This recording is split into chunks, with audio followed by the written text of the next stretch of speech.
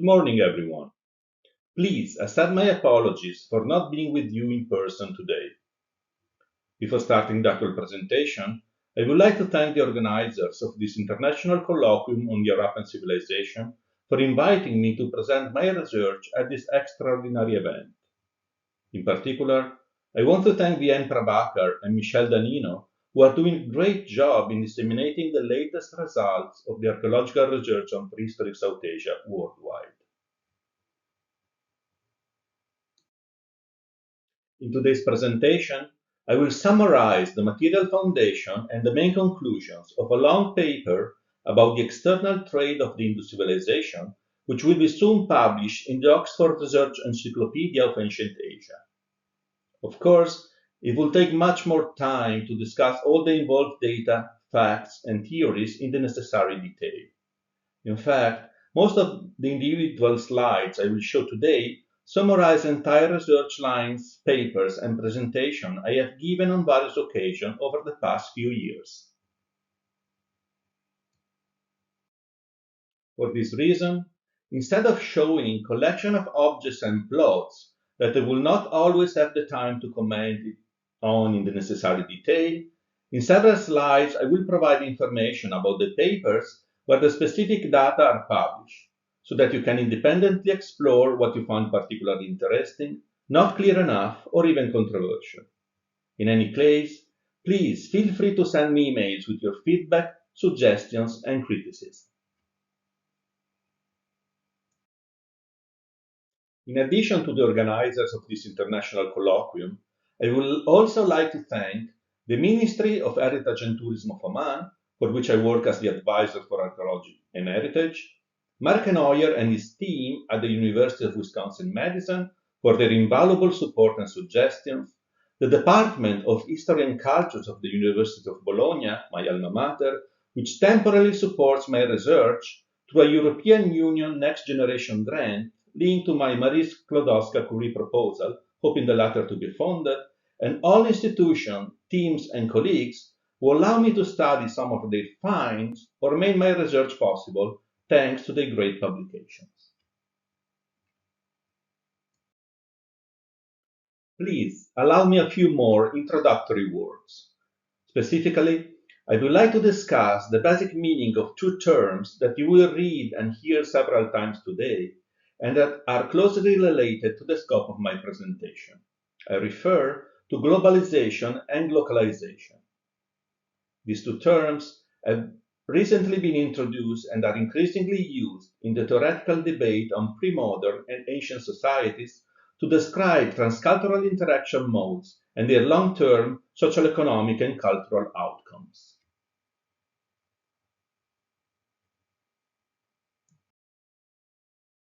Globalization and localization seem almost interchangeable.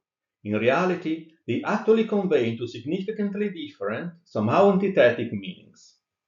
Globalization, in fact, commonly refers to the organization of commercial and economic exchange practices between different nations or cultures involved in international or intercultural trade.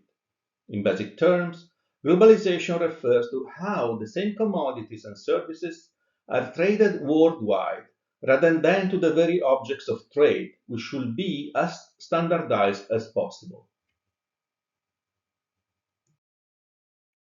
On the other hand, localization refers to something that is actually designed and produced to be traded in a specific foreign market.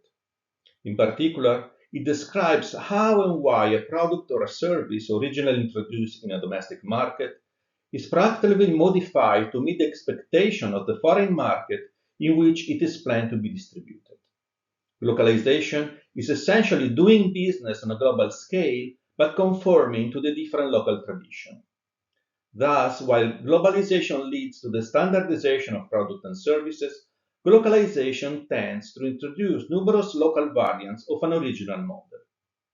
Of course, globalized services can be used to market localized products and vice versa.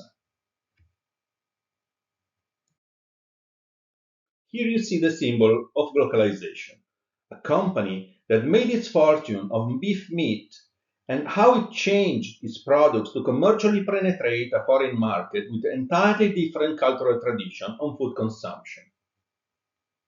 Forgive me this long presentation, and let's now start discussing Indus long-distance external trade to eventually see if it was somehow structured according to globalizing or localizing visions, at least in a prototypical seminal form.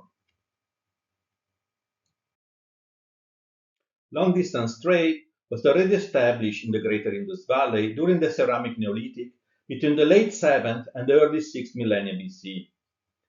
Objects made from exotic materials obtained from remote mountain and coastal areas beyond the political control of the local communities were in fact interred with the deceased to symbolize their wealth and indirectly the increasing socio-economic hierarchization.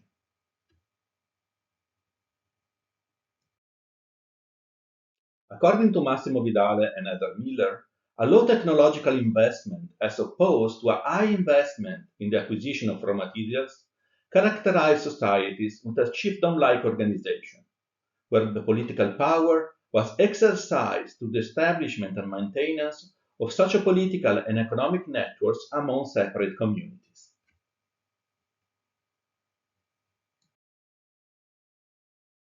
For the first phase of the regionalization era of the Indus tradition, which spans the 5th and early 4th millennia BC and is marked by the emergence of increasingly large regional interaction spheres, it is difficult to identify evidence for long-distance external trade sensu stricto.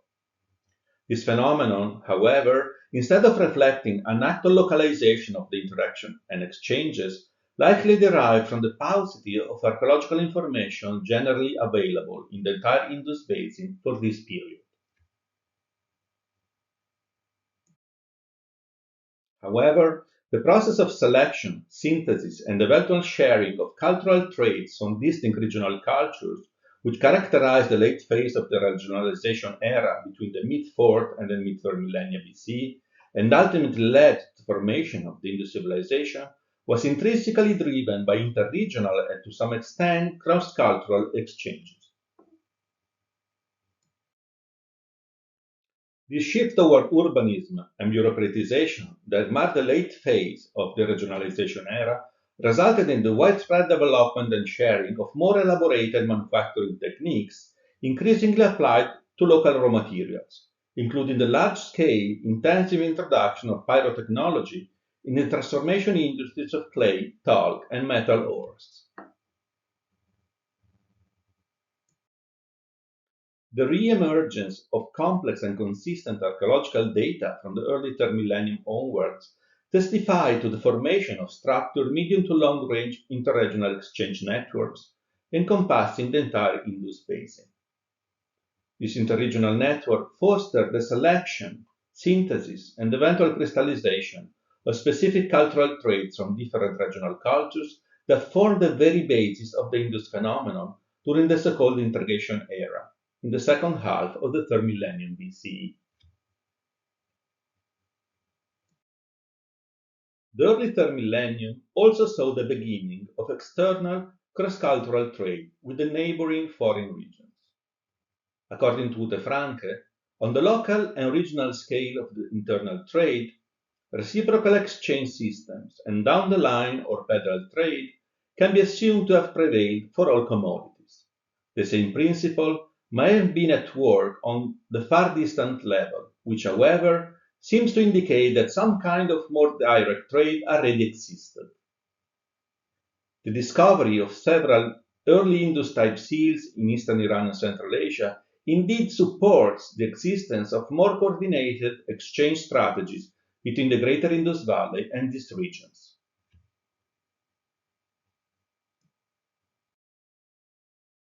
By the mid-3rd millennium BC, still poorly understood innovation in seagoing vessel technology opened up the possibility of establishing also seasonal maritime routes towards southeastern Iran, eastern Arabia and the Gulf, and southern Mesopotamia. When, at the end of the 24th century BC, Sargon proclaimed that ships from Melucca were docking at the Bay of Akkad, the maritime routes across the Arabian Sea must have already been sailed with great confidence.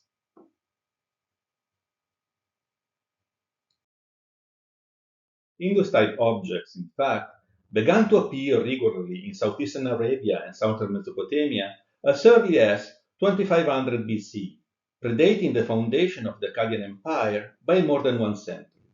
According to Julian Reed, while trade across the Gulf in the early dynastic period must have been in the hands of the local communities, Indus merchants soon became more influential in the region than the Mesopotamians.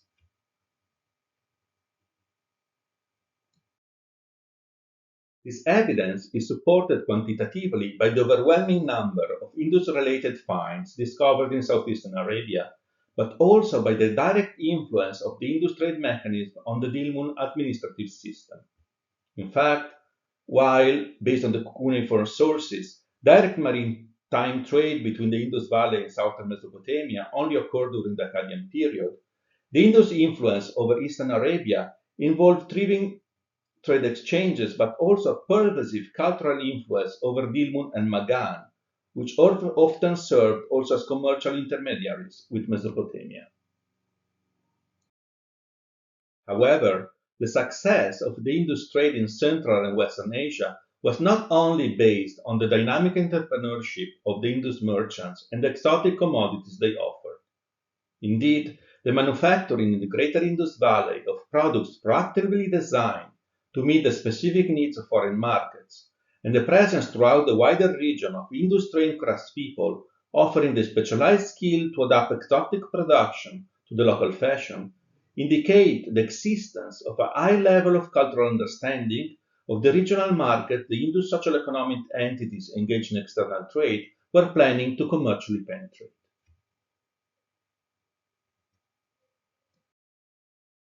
This topic alone would deserve a whole presentation in itself. Let me just mention the Asian elephant ivory carving found at Gunur Tepe in Turkmenistan, the cylinder seals from southeastern Iran and Mesopotamia that combine features of the Indus and the local administrative and glyphic traditions, the beads of purely local style made using Indus techniques found in the royal cemetery of Ur, and the so-called Indus bottles, produced in southern Sindh but only found in Umanar tombs in southeastern Arabia.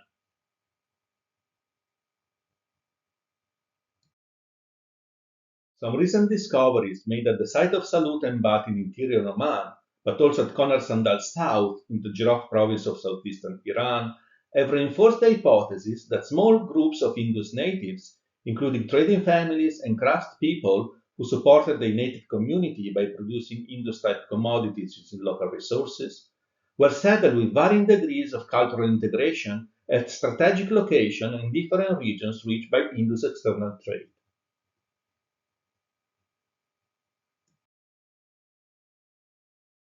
The adoption of specific tools and iconographies in the context of external trade suggests that this phenomenon was, or became eventually regulated at least after 2200 BC, through the implementation of a coordinated supra-regional marketing strategy with shared rules and procedures. The existence of a high degree of managerial coordination in Indus external trade seems to be further substantiated by the novel interpretation of the Indus standard seals that I have recently proposed. I argued, in fact, that Indus standard seals were instruments of authority and control used by a hierarchically regulated structure of economic and/or political power that officially established specific administrative and socio-economic roles, rather than the representation of private individuals within economically competing clans. To summarize, I have briefly described several pieces of information for the conscious and coordinated attempt by Indus socio-economic entities involved in external trade to adopt and develop a localizing vision, producing, either in the Indus or abroad, commodities proactively designed to suit the taste of specific foreign markets.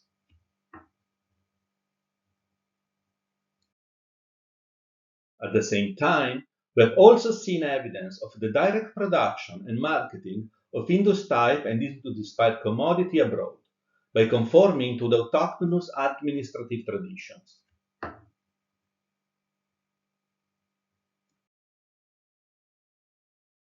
This trend seems to have eventually led to the introduction of more standardized trade tools specifically conceived for external trade. This latter evidence seems to indicate the early prototypical implementation of a coordinated supra-regional marketing strategy.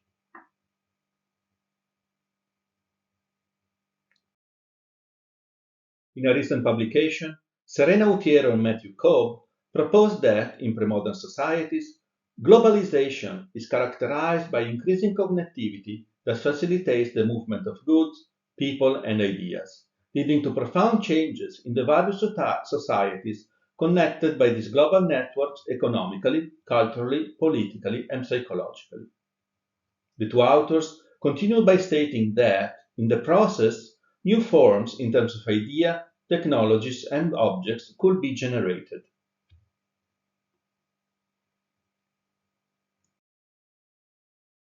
On the basis of this, perhaps somewhat simplistic and rather general definition, it would be undeniable that during the third millennium BC, the entire ecumene encompassing the core of Eurasia, from the greater Indus Valley to the Nile and from southern Arabia to Central Asia, experienced globalizing phenomena.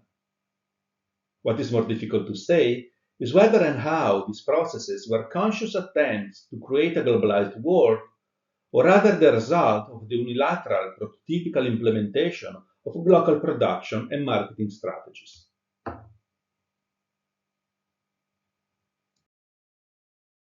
Although certainly partial and discontinuous in time and space, the complex and multifaceted archaeological record describing Indus external trade activities seems to qualitatively describe a deliberate and coordinated effort, but yet undefined Indus-related social economic entities, most likely the same entities that issue the rules for producing and using the standard Indus seals, to implement a supra-regional marketing strategy with an observable localizing vision in different regions of Western and Central Asia.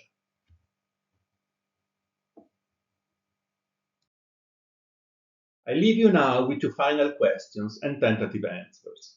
First, was this globalizing, localizing vision typical and exclusive of Indus external trade? Probably not. The intrinsic nature of the scientific research on Indus craft productions probably led us to develop more refined models to describe trade exchanges as well. I show you here only two seminal contributions on this topic, but we can of course consider the numerous publications by Mark Neuer, Eder Miller, Sophie Marie, and many others. To answer this question properly, we will need the same definition of manufacturing idiosyncrasies also for the other craft traditions involved in this complex phenomenon.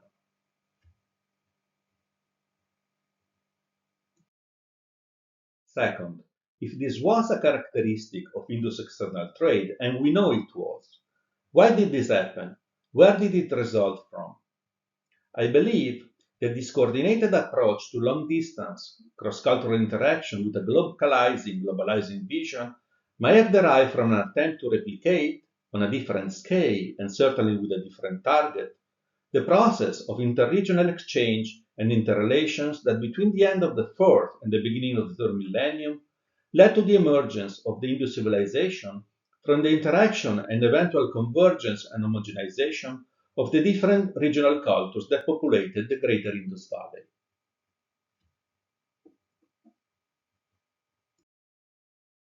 The time for this presentation is up, but not the time I hope I will devote to this topic in future.